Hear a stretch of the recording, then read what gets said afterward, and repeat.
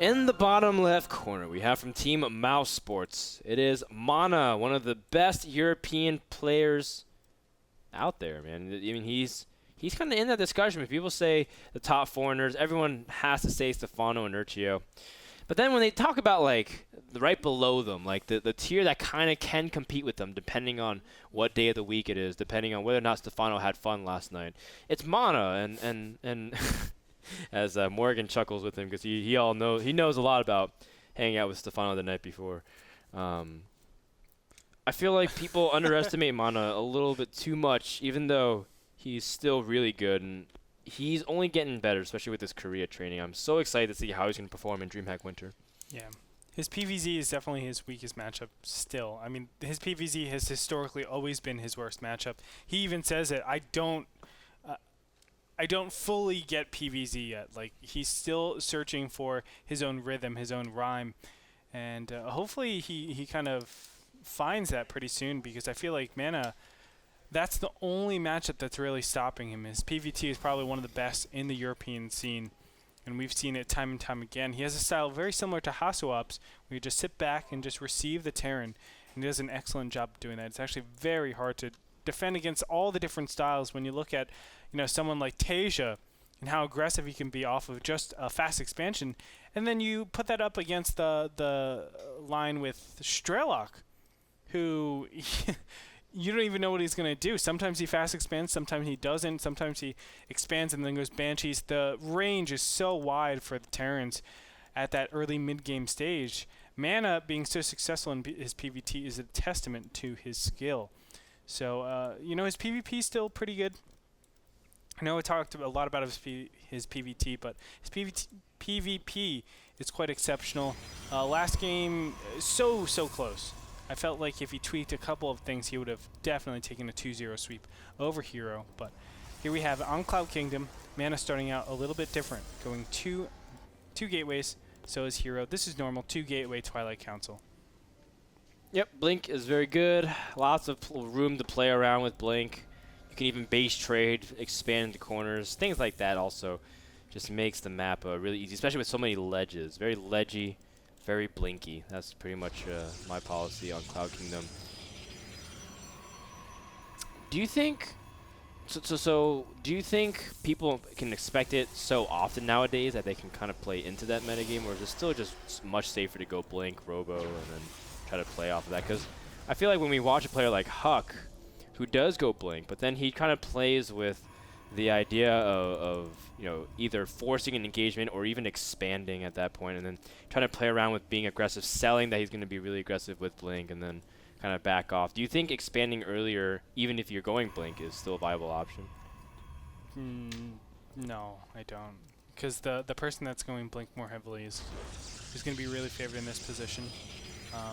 Even if you are going defensive Blink, there's so many different ways that you can be caught off out of position, and you don't have enough units to justify defending this natural end over here at this main area. It's just too little amount of units. I mean, think you're going to have maybe 9 Stalkers.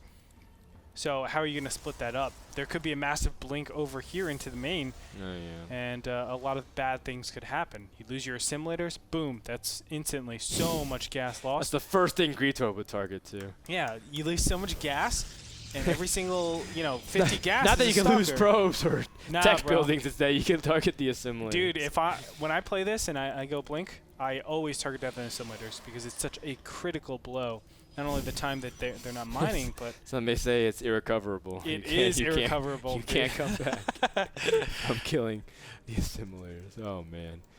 When do you think is a good time to transition to Robo too? You see Mana's actually rushing for it directly instead of opting for more Stalkers early on. Yeah, this is fine. I mean, both styles are pretty nice. Mana is going to skill off a little bit in his Blink Stalker count, but at the cost of having observers out on the map to probably play it a little bit. Either he could play aggressive or defensive, depending on if his opponent has gone for Blink or not. But Blink is so common on this map. Immortals are also common on this map to try to counter it, but nobody's really figured out, most people have not figured out a good way to deal with Blink Stalkers. Until now. Until the no Warp Gate style from Gretorp. It's not that it's no Warp Gate, it's delayed Warp Gate. Right? Well, for a while it was no Warp Gate, and then it became delayed Warp Warp Gate. I said, yeah, I guess Warp Gate is a pretty useful tool to have. Well, you do save a lot from the early extra gas, surprising amount, but we'll see how that kind of plays out. Early Robo has finished, just like we said, 4 mana. How is he going to utilize that? Sorry, his earlier Observer might try to maybe capitalize on Vision, but just like you said, Andre, he'll have less Stalkers.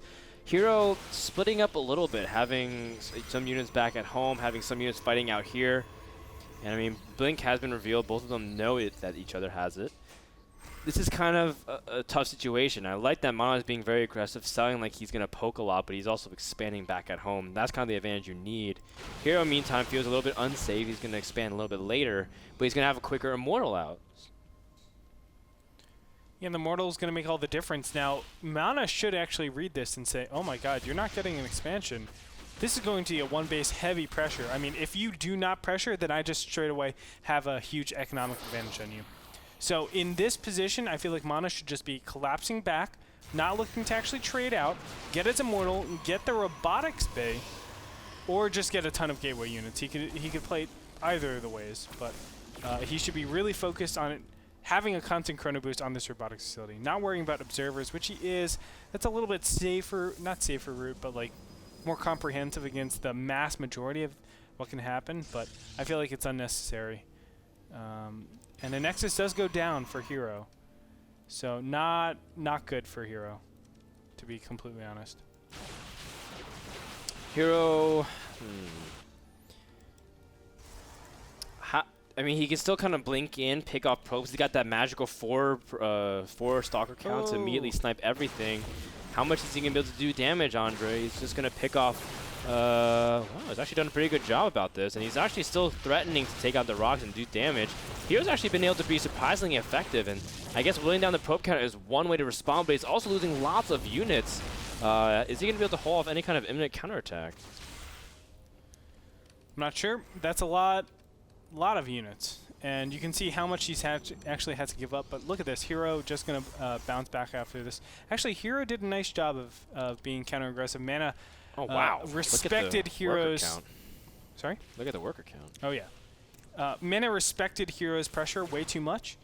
He does need to probe up afterwards, but he actually cut probes completely, expecting the one base all in, and of course it didn't come up.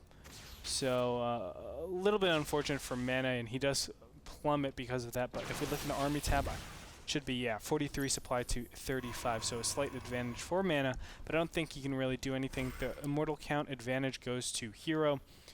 Trust me, I would take an Immortal over 2 Stalkers any day in a PvP. Oh yeah, this is going to be very, very nice for Hero to defend, especially this ramp. It has a huge choke that you can't really force yourself up. Mana did snipe one of Hero's Observers as well, but Hero also returned the favor, so Mana's still playing a little bit in the dark, kind of remaking that Observer, seeing what he can get out here. Only has 2 Immortals. Gonna wrap around with his Stalkers, but Hero's been waiting for him. Peekaboo. Wow, that one Stalker did not get the memo of where they're gonna meet together. He didn't listen to the peekaboo. No. Big problem. Yeah. It's like that gif of like the one guy popping out of the trash can, and then the black guy just punches him in the face because he's just like, peekaboo! He's like, boom! He just knocks him out. Oh my god. Immediately, that was the one Stalker. He was like, gotcha! And all the Stalkers just immediately shoot him, and he just dies. Awesome. Terrible. But awesome. No, Mana, don't do it! Whoa. Keeping your Observers is so important in this matchup. Yeah. I can't stress that enough. But from here, we're going to have settling. I mean, because the Immortal count is too big. As soon as 3-4 Immortals are on the field for both players, it basically says, do not attack me because you will die. So that's why Mana really can't do anything over here. He was flirting with the idea of blinking up into the main, but of course that's going to be shut down pretty easily. And from here... Oh!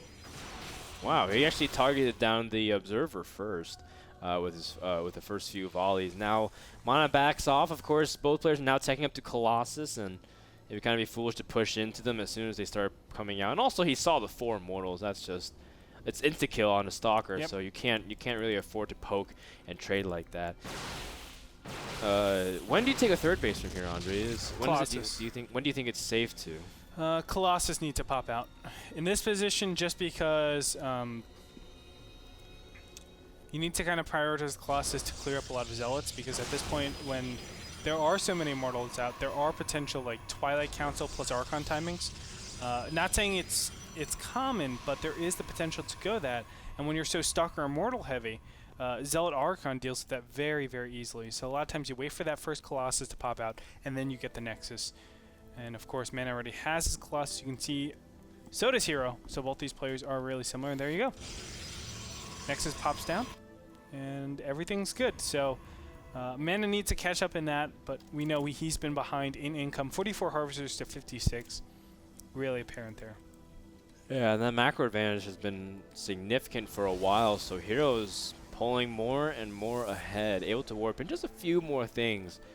You know, a couple pylons, get it next out quicker, able to saturate faster, and those things compound over to a substantial lead. Now Hero has larger army supply and worker supply, and that's all thanks to just having more probes. That 4 Stalker squad is something Hero loves doing, and I love seeing it on Cloud Kingdom. Although now it's starting to get to the point where neither player can really attack until they feel super secure. I love the fact that Hero started his upgrades a lot earlier as well. Another testament to having more resources. Getting +2 of your opponent is so significant. I mean, Immortals do 60 damage instead of 50, and Colossus gets an extra 2 damage as well. It's awesome. Or extra 4 damage, rather, sorry. Yeah, so right now we have normally a lot of stagnation in this matchup just because defensive Colossus are just so much more powerful. Neither player has a glaringly huge advantage, so it really makes it tough for them to justify some sort of attack. Nice little... Oh, nice job by Mana, actually. Yeah, nice sandwich to force the blink. At least 2 Stalkers, 3 Stalkers now. But I don't think Mana should get that much more. Yeah, it's going to be tough. Nicely done. It's always actually really tricky to juke a player using Blink that has Blink also. But look at the saturation in the third bases. I mean, it's very different. Mana didn't actually get his 5th and 6th gas up before the Nexus was finished. So it's going to be quite a long time until he's on true 3-base economy. Because of that, there should be a Colossus advantage. There should be even an Archon advantage. We should see Templar Archives. There it is. Templar Archives coming up in a little bit. And not good, Frodan. Not good. Yeah, and Hero's just, you know, more... He's the head on everything else. +3 already started, and he's going to be able to make Archons immediately. That's just you know, it's going to be tough for Mon to catch up. He has to basically have an awesome engagement where Hero makes a little bit of a mistake or Mana forces a mistake out of his opponent. Mana blinking forward, picking off a couple Stalkers here and there for free. That's a good way to start things off. Yeah, Mana's doing big 3-base pressure. He's just going all in with this. And you can say that because he hasn't gotten his 5th and 6th gas, which is a big indicator that he just wants to focus on all minerals. That means he's going to be warping in a ton of Zealots and Stalkers. That's about it. Now, you do see a couple of High Templars and Archons being merged for both these players, but Mana can't really keep up to the capacity that Hero is. And at 180 supply to 169, it's going to be very, very difficult. Let's go ahead and look at the unit tab. 6 to 6, 2 to 2, 4 Immortals to 3, but 18 Zealots to 10 Zealots. So right off the bat, there is a big advantage in Zealots, but the Stalker count is going a little bit better for Mana. So let's go ahead and see. He's going to flank from 2 different sides. Oh, well, the concave is very nice for Hero, actually, because the Colossus is not able to focus, but Mana is blinking underneath, taking out the left side of the Colossus. A huge engagement from passivity to all action, although Hero cleans up very easily. Mana has almost nothing protecting his Colossus, and the Immortal count is working on everything. Oh, Mana losing almost everything. Colossus coming in and actually taking massive amount of damage as well. But the advantage for Hero is just too large. Macro from the beginning is too big of a lead. Now the follow-up Warpins is just so strong. Mana doesn't have gases 5 or 6 either. Yeah, Mana's absolutely dead. I mean, there's no way you can come back into this. With the Colossus lead, there should be just a huge snowball in Archon count. When you have that big snowball in Archon count, that means Colossus Immortals are going to be pretty useless. And your opponent's Colossus are just going to pave the way for victory. So you're going to see Hero probably not even care about the third base. He's just going to push directly into the natural just because he wants an engagement as soon as possible. But we're going to see in a little bit, Hero, You want an engagement as fast as possible.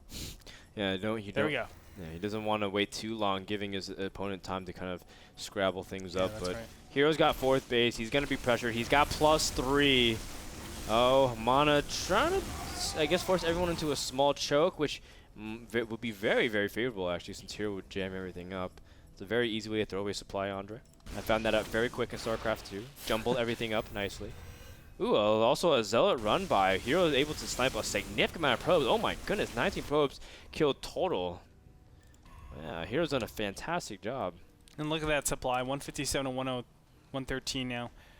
Taking the 4th base, trying to do some counter pressure at the 3rd, but it really isn't going to do too much. Even a Photon can be warped into the 3rd base. Really comprehensive play coming out from Hero. But you're going to see probably the ending battle right here. There are Immortals in this composition as well, which makes it so much scarier. Yeah, it is very scary. Mana, this is more than just a win for the division.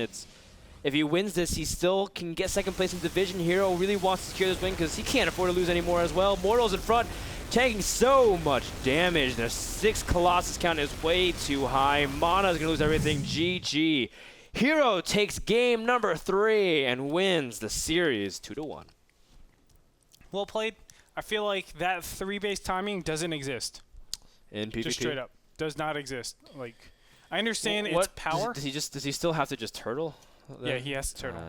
You have to turtle to 200, 200. I mean, that's the only way to really play, because when you're behind an economy and you know you're behind an economy from losing that many probes in the beginning stage, what can you really do? I mean, you can't be the aggressor and really justify that. So take your 5th and 6th gas, just get your Archon count, everything, and just rely on your endgame micro to really help you out. But when you're going into a position, they have defensive Colossus, they have a Colossus advantage, they have Archons, they have a lot more Immortals. Can't really do much. Well played by Hero. I picked Mana to win the series. I know you picked Hero, but I think game number 1 showed that the series could have gone either way. Yeah, definitely so. Mana has awesome PvP. His DreamHack game, I remember watching it where he shouldn't have won this one game on Ohana, and he just did this awesome comeback. It was absolutely ridiculous. Mana, your progress, your hard work is showing off. Keep working hard, as we expect to see you blasting away next week again in the North American Star League. That game of series was brought to you by Kingston HyperX. Check them out at kingston.com/US/memory/HyperX to pick up all their SSD and memory. We'll be back after this with our last series of the day. Dark versus Violet. ZVZ, Violet, and Dark. Wow, ranked number 1 and 2 in division. We'll find out who will fight for that position right after this.